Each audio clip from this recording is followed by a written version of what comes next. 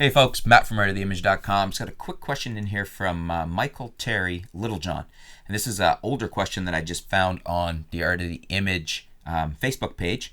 Sometimes questions come in from so many different spots I don't notice them in other areas. I'm usually just gleaning them off of YouTube. But it's a good question. I might have answered it fairly recently, but worth stating again because things change a lot here at Art of the Image in the studio. And Michael's asking, hey there, what camera are you using in your studio for your YouTube stuff? We like it.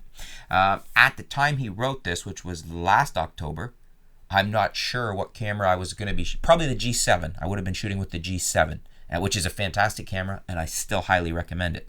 What am I shooting with now? This video I'm shooting with the Panasonic GX8.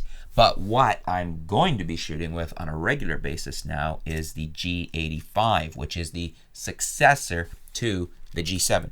Now, what a lot of people have asked is, should I buy the G7 or the G85? Well, the G85 gives you some significant advantages, namely IBIS. So if 5-axis image stabilization, and really good 5-axis image stabilization, is of interest to you, then I would spend a little bit of extra money and get the G85 simply because any lens you put on here is going to be image stabilized. So any of those nice old primes you're using or old lenses you're buying off eBay, because that's the beauty of the Micro Four Thirds system is with adapters, you can use almost any lens out there on here.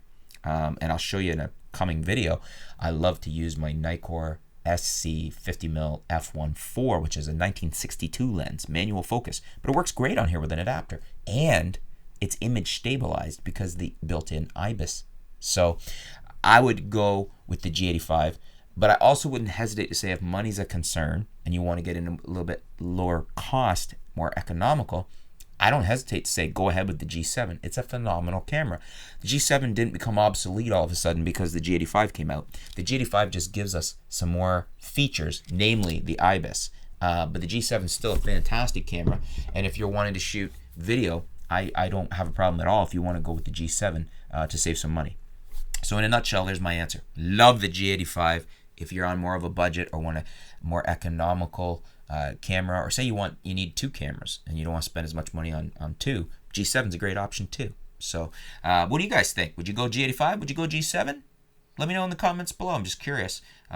Is the G7 at a better price of more interest to you right now? Or is the G85 with its amazing IBIS and other advancements, would you spend the extra on the G85? Let us know in the comments below. Thanks for your question, Michael. Sorry about the tardiness in the answer, but I'm sure other people might be thinking the same question right now. So I'm getting it answered now. And stay tuned. We'll be back soon here at artoftheimage.com. Thanks.